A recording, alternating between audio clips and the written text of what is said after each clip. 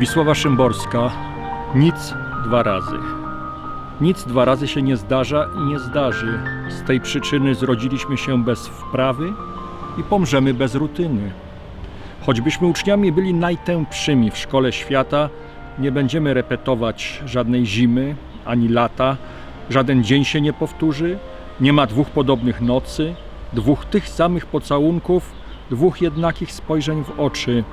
Wczoraj, kiedy Twoje imię ktoś wymówił przy mnie głośno, tak mi było, jakby róża przez otwarte wpadła okno.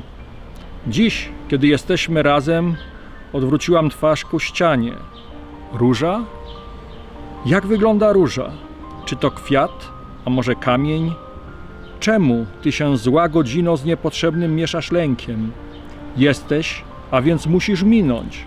Miniesz, a więc to jest piękne.